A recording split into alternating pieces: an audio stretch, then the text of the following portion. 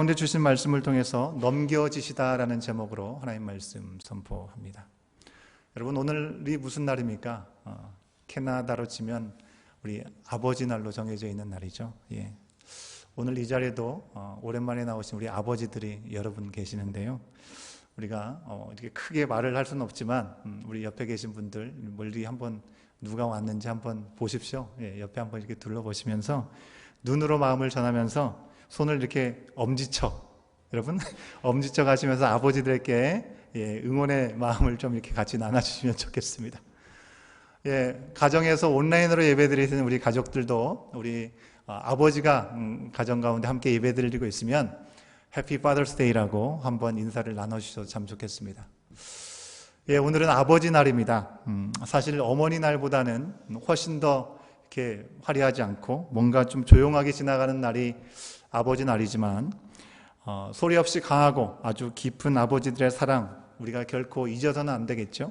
또한 우리 아버지를 위해서 더욱 응원하고 힘써 기도할 수 있는 우리 모두가 되었으면 참 좋겠습니다.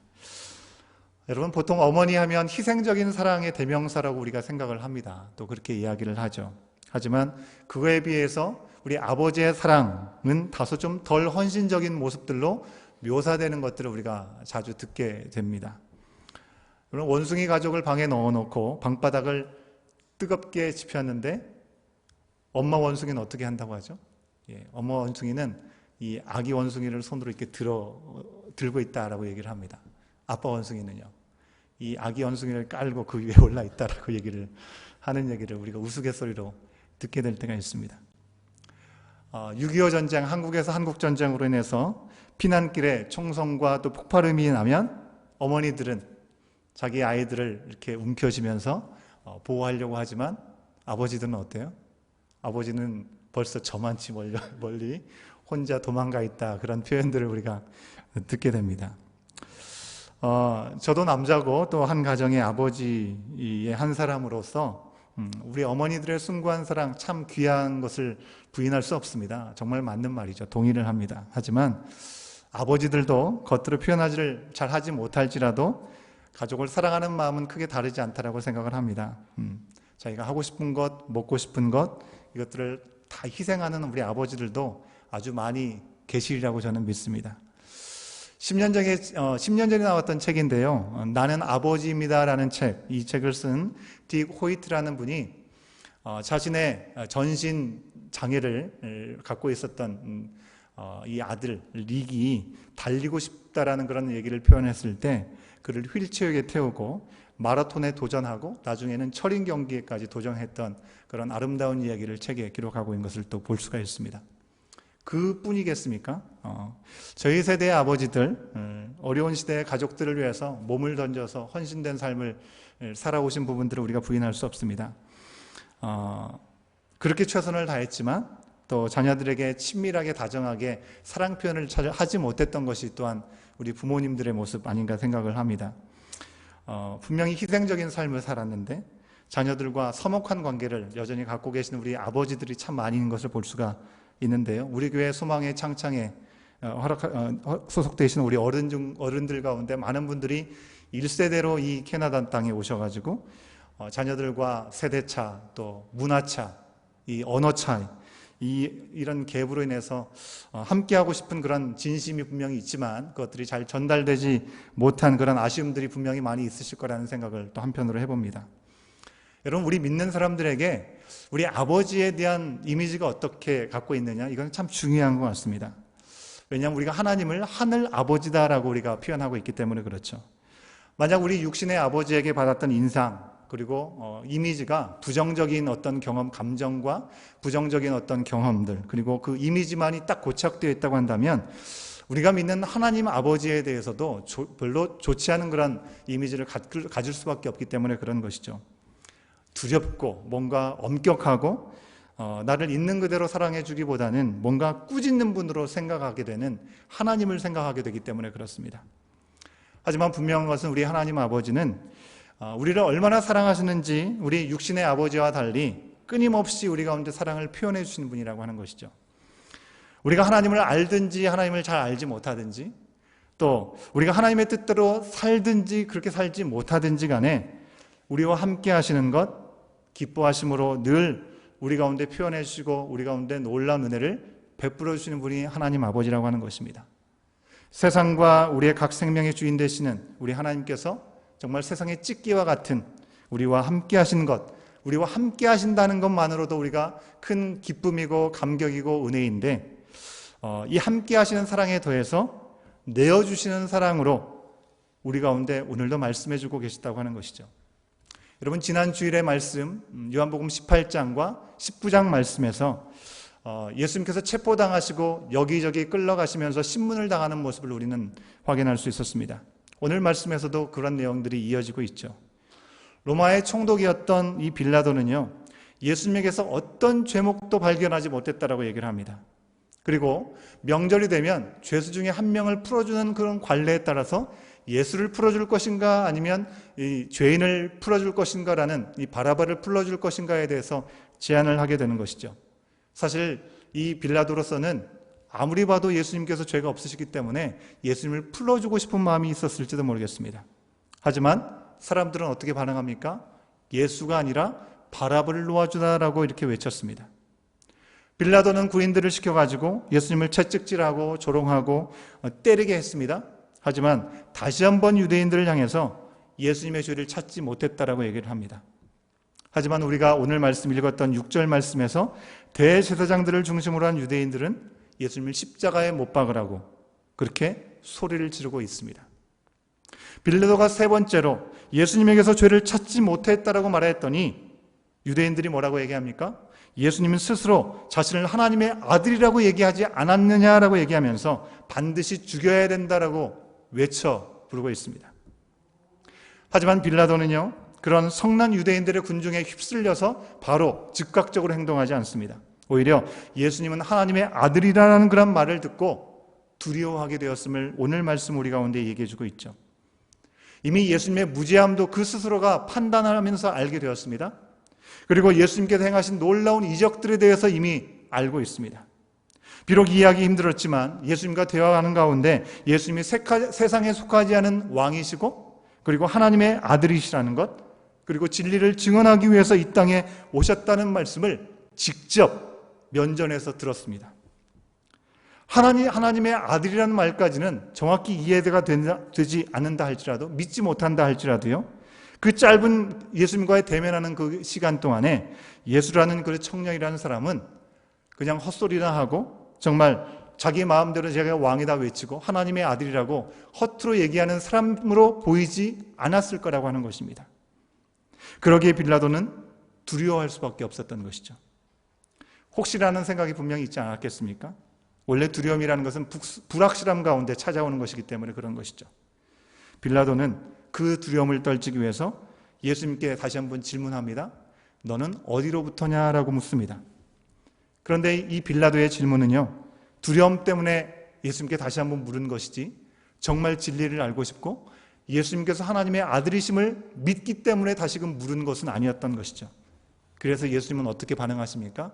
예수님은 아무런 대답을 하지 않으십니다. 침묵하고 계셨다고 하는 것입니다. 빌라도는 불안 가운데 예수님을 닥달합니다. 뭐라고 얘기합니까? 아무 말도 하지 않는 이 예수님 앞에 나는 너를 놓아줄 수도 있고 십자가에 죽일 수도 있는 권한이 내게 있는 줄 너가 알지 못하느냐라고 이야기를 합니다.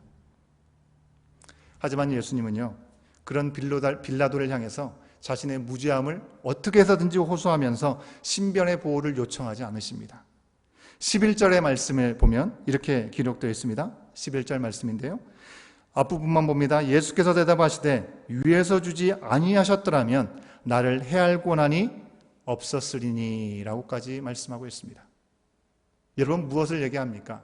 하나님께서 이 일을 허락하셨기 때문에 가능하다고 하는 것이죠.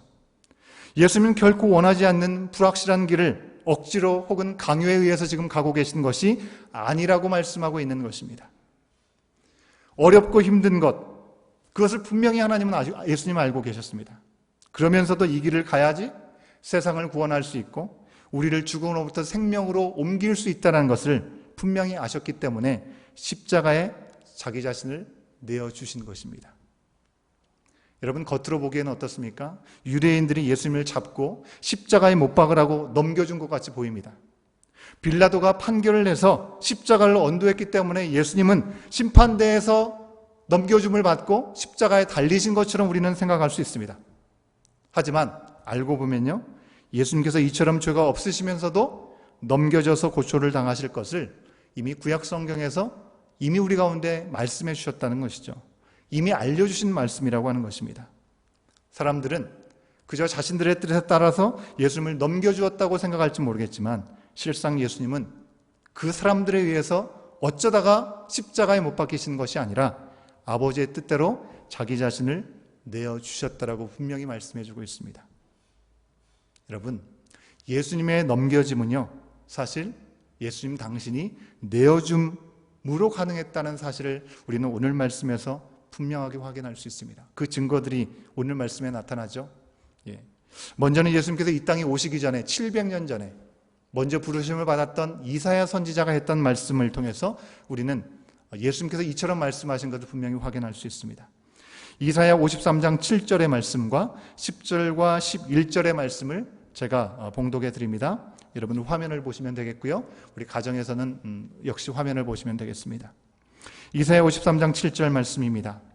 그가 곤용을 당하여 괴로울 때에도 그 입을 열지 아니하였으며 마치 도수장으로 끌려가는 어린 양과 털 깎는 자 앞에 잠잠한 양같이 그 입을 열지 아니하였도다. 10절과 11절 말씀입니다. 여호와께서 그로 상함을 받게 하시기를 원하사 질고를 당케 하셨은즉 그 영혼을 속건제물로 드리기에 이르면 그가 그 씨를 보게 되며 그 날은 길 것이요 또 그의 손으로 여호와의 뜻을 성취하리로다. 가라사대 그가 자기 영혼에 수고한 것을 보고 만족히 여길 것이라. 나의 의로운 종이 자기 지식으로 많은 사람을 의롭게 하며 또 그들의 죄악을 친히 담당하리라. 아멘. 여러분, 예수님에게 일어난 일은요, 어쩌다 보니까 해프닝으로 일어난 비극이 아니라는 것입니다.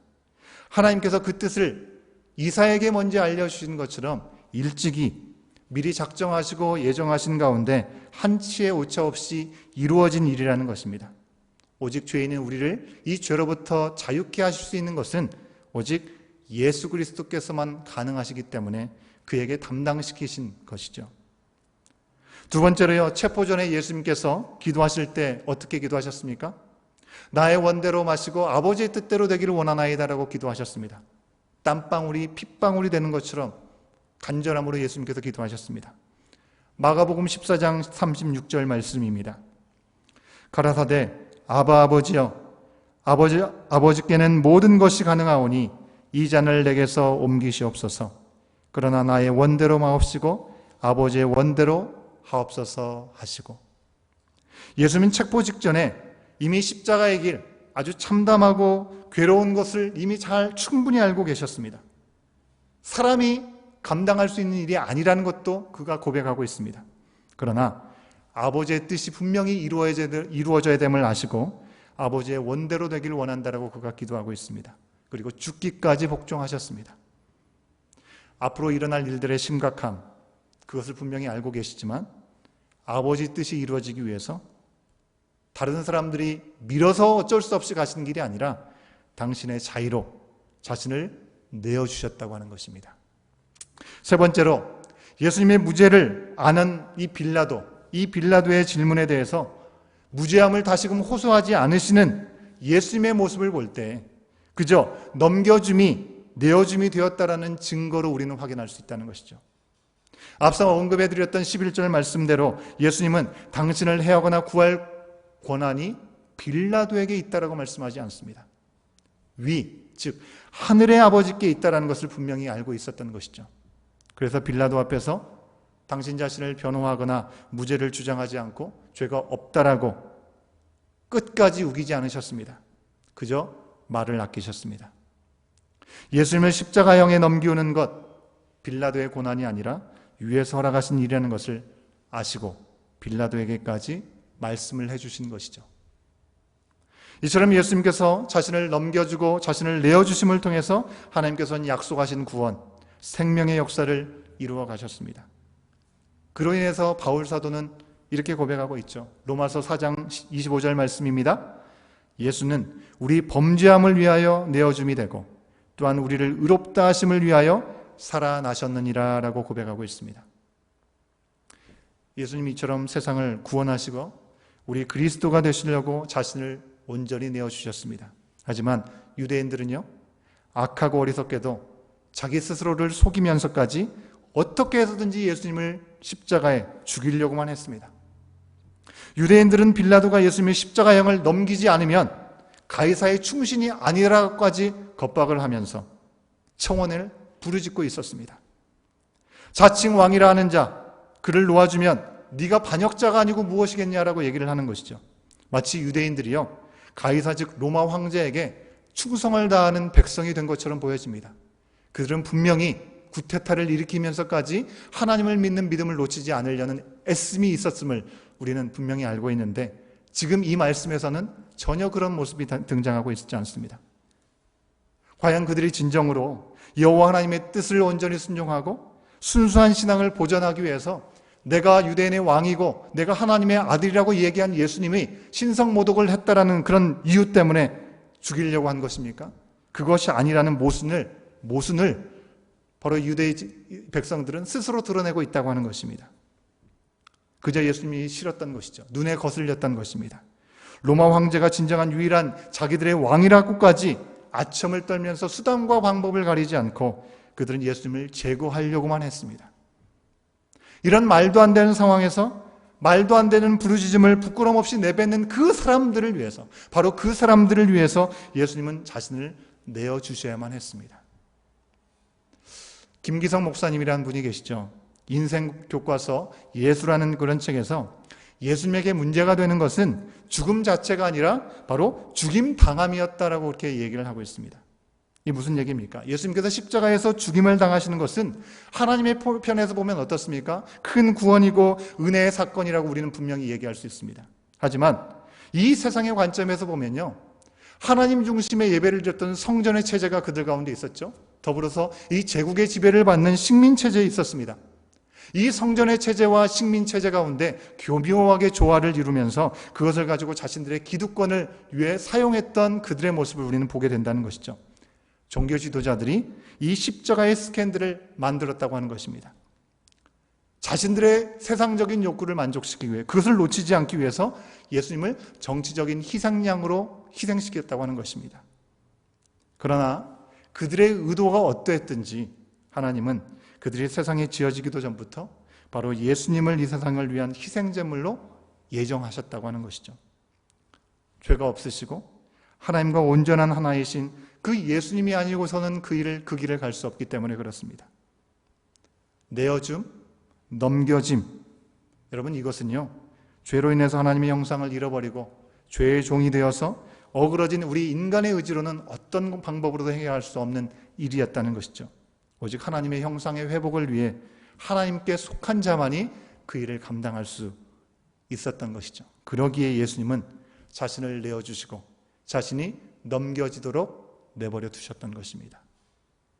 이 내어줌과 넘겨짐을 통해서 우리를 죄의 사슬에서 끊어서 하나님의 자녀로 회복하여 주시고, 그런 하나님의 은혜로 회복되어진 우리들 또한 세상을 위해서 내어주고 넘겨짐으로 이 세상에 더 많은 사람들이 주님 앞에 돌아오게 하는 그 놀라운 은혜를 우리를 통해서 이루고자 하신다고 하는 것입니다. 이제 예수님 안에서 성령이 우리 가운데 내주하시는 하나님이 전이 된 우리들은요, 우리 자신을 위해서 선택을 하는 삶을 내려놓고 예수님처럼 하나님이 기뻐하시는 것, 그것을 선택할 수 있는 자유가 이미 우리 가운데 주어진 것입니다. 그런데 여러분, 우리는 어떻습니까? 여전히 예수님이 십자가 달리기 전에 죄로 가득했던 그 모습과 별 다르지 않은 모습으로 여전히 내 자신에 매몰되어 있고, 마치 예수님은 자신들의 왕이 아니고 오직 가이사가 왕 외에는 다른 왕이 없다라고 얘기했던 그런 사람들과 다를 바 없는 모습들로 오늘도 우리가 살아가면서 성령을 멸시하고 내 자신만이 내 삶을 주장할 수 있는 것처럼 나만의 왕을 만들고 그렇게 따라 살아가고 있는 우리들의 모습은 아니냐고 하는 것입니다. 여러분, 우리의 왕, 나의 왕은 누구입니까? 예수님이 우리에게 자신을 부인하고 나를 따르라고 분명히 말씀하셨습니다. 여러분, 이게 무슨 의미입니까? 불의하고 무지하고 그릇된 세상이 오직 하나님께로 돌아오기까지 우리 자신을 내어주어야 된다라는 말씀 아니겠습니까? 자기를 왕으로 삼아서 나의 만족과 나의 유익과 나의 편안함에 쉽게 안주해버리게 만드는 이 세상 속에서 거기에 따라 살아가는 삶이 아니라 세상에 속하여 살지 않지만 세상을 향해서 우리 자신을 내어줌으로 하나님의 선하신 뜻을 이루기를 예수님은 우리 가운데 말씀하여 주고 계시는 것입니다. 여러분, 우리가 힘이 없고 어쩔 수 없어서 그것이 아니라요, 그들의 구원과 생명을 위해서 세상에서 낮아지고 아낌없이 사랑으로 섬겨주신 예수님의 본을 따르기를 원하는 것입니다. 여러분, 팬데믹 시대에 특별한 방법으로 왕이신 예수님, 그 예수님의 뒤를 따라 낮아지고 섬기는 이들의 소식을 접하게 되었습니다. 아마 들으신 분들도 계시겠지만 그들은 고국 대한민국의 부산 지역의 첫 집단 감염지였던 바로 온천교회 확진자들에 대한 이야기입니다. 지난 6월 말에 수련회를 다녀왔는데 이 수련회에 참석했던 온천교회 가운데 성도들 가운데 32명이 이 확진이 되고 그들로 인해서 2차, 3차 이렇게 전염이 되게 되는, 그래서 40명 이상의 집단 감염이 이루어지는 일들이 드러나게 되면서 이 온천교회가 마치 신천지와 같이 도매금으로 비난을 받게 되는 일들이 있었습니다. 확진자들이 투병 생활을 하면서 또 사회적인 책임감에 교회는 참으로 힘들고 어려운 시간을 분명히 보냈을 것 같습니다. 그런데 그 온천교회가 요즘 칭찬을 받고 있습니다. 21명이 확진으로부터 자유함을 얻고 완치가 되었는데요, 이 21명의 완치 청년들이 혈장을 기부하기로 서약을 하고 이 혈장 기부에 앞장서고 있다는 소식이 있기 때문에 그렇습니다. 혈장 치료를 개발하기 위해서는 필수적으로 치료되었던 이들의 혈장이 필요하다고 하는 것이죠. 이 혈장 기부로 많은 이들이 회복될 수 있는 여지들이 생기는 것입니다. 온천교회 청년들의 기부 기사가 나온 6월 초순전까지 바로 전국에서 통틀어서 혈장 기부한 사람은 36명밖에 되지 않았다고 합니다. 그런데 온천교회에서 21명이 자진해서 혈장 기부를 통해서 귀한 것들을 함께 나누는 것이 얼마나 감격적이고 귀한 모습이 아닌가 우리는 생각해 보게 되는 것이죠.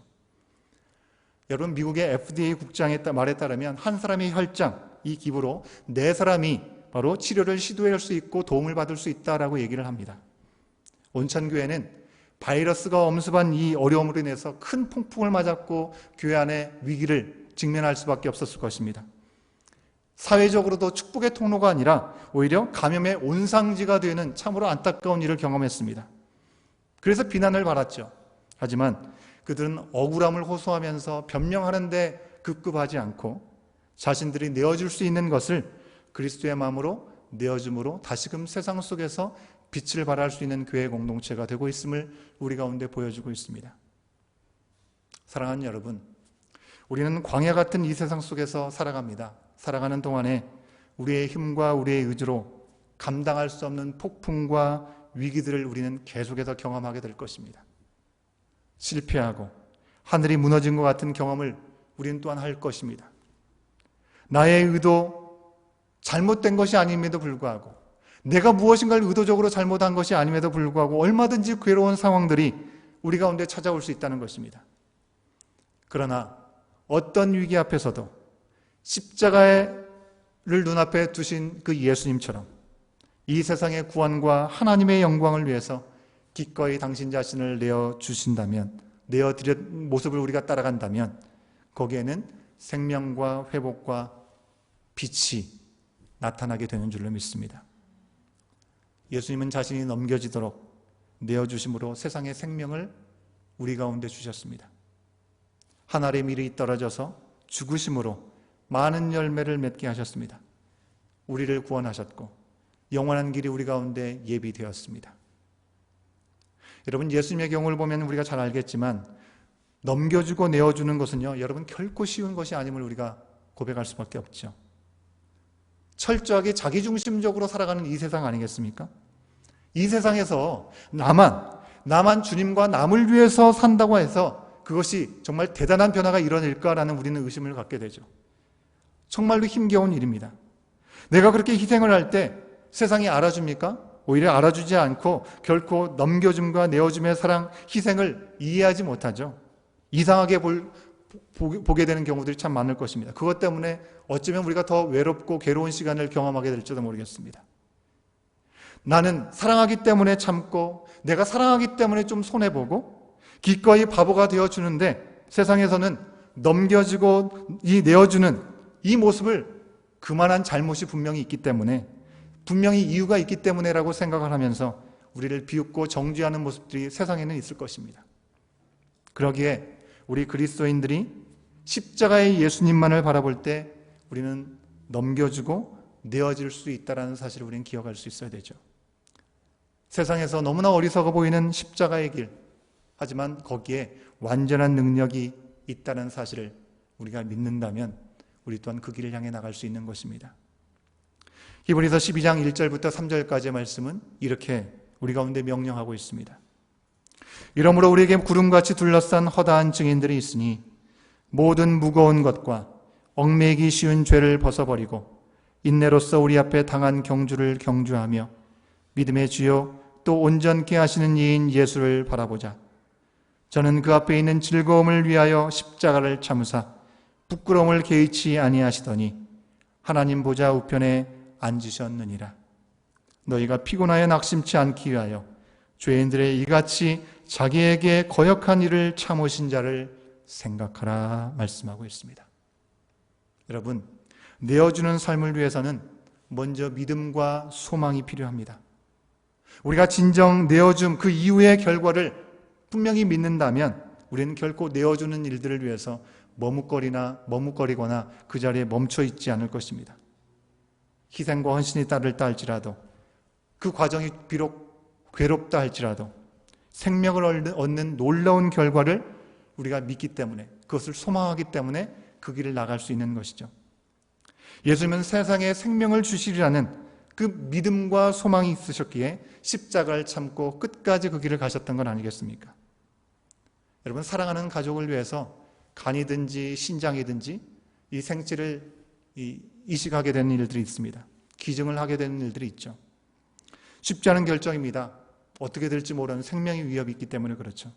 하지만 정말 그 이식을 통해서 사랑하는 가족이 분명히 살아날 수 있다라고 하는 그런 믿음이 있기 때문에, 그런 간절히 소망이 있기 때문에 그런 이식을 또한 기증을 하는 것 아니겠습니까? 주의 복음이 세상에 온전히 전해지기까지 우리의 삶의 편의와 시간과 물질과 소중한 모든 것을 내어주기 위해서도 이러한 믿음과 소망이 필요하다는 것입니다. 두 번째로는요, 사랑이 필요합니다. 앞서 언급한 대로 아버지께서 자녀들을 위해서 자신의 삶에 필요한 모든 것들을 내려놓고 헌신적으로 삶을 살아오셨던 것, 자신의 편의를 뒤로 한 채로 열심을 다하며 자신을 내어주는 그런 삶을 살아오셨던 그런 이유가 무엇입니까? 가족들을 사랑하기 때문 아니겠습니까? 특히 자녀들을 사랑하기 때문에 자신을 아끼지 않고 여기까지 달려오신 삶인 것이죠. 우리 예수님이 십자가에서 자신을 내어주신 가장 중요한 이유 또한 사랑이었습니다. 우리가 멸망치 않고 구원받기 원하시는 그 사랑 때문에 자신을 온전히 다 아시면서 내어주셨습니다. 불확실함 가운데는 내어준다는 것이 불가능합니다. 두려움 속에는요, 넘겨준다는 것이 불가능한 일입니다. 그러나 예수님은 구원의 미래에 대한 확신을 가지고 그 믿음과 소망을 가지고 그리고 사랑으로 모든 두려움을 이기셨습니다. 그렇게 예수님의 빛 되신 그 예수님은 우리의 삶 가운데 길과 진리요 생명으로 되어 오셨고 지금도 우리 가운데 빛을 비춰주고 계시는 것이죠. 우리는 그 예수님처럼 믿고 소망할 만하고 진정으로 사랑할 때 우리 자신을 세상에 내어줄 수 있게 되는 줄 믿습니다. 우리가 내어주고 우리 자신을 넘겨줌을 통해서 참된 그리스도의 빛을 바라고 살아 역사하는 하나님의 나라를 우리는 또한 전할 수 있는 것이죠. 참으로 어려운 이때, 여러분, 우리가 할 수 있는 것이 별로 없다라고 느껴지는 이 상황에도 우리가 기꺼이 우리 자신을 주님의 나라와 의를 위해서 내어주고 넘겨주면 바로 거기에서 하나님의 나라가 이루어지게 될 줄로 믿습니다. 이제는 예수님처럼 우리 자신을 내어주어서 빛을 발하는 우리가 되어야 되겠습니다. 하나님의 일이 많은 열매를 맺기까지 여러분 모든 것을 믿고 모든 것을 참고 또 모든 것을 바라는 가운데 모든 것을 견디는 끝까지 사랑하는 그 사랑으로 우리 자신을 내어주라라고 주님은 이 시간 우리 가운데 말씀해 주고 있는 것입니다. 여러분 함께 잠깐 기도하겠습니다. 여러분 나의 왕은 누구입니까? 예수님처럼 괴로움과 아픔을 알고도 하나님의 뜻을 위해서 희생하고 나를 내어준 경험이 우리 가운데는 있으십니까? 과연 무엇 때문에 우리는 그렇게 했었던 것입니까? 희생하고 헌신이 어려운 그 이유가 아직까지 우리 가운데 있다면 그것은 과연 무엇 때문일까요? 우리 자신을 말씀에 비추어 돌아보면서 결단의 마음으로 잠깐 함께 기도하는 시간 갖도록 하겠습니다. 기도하시겠습니다.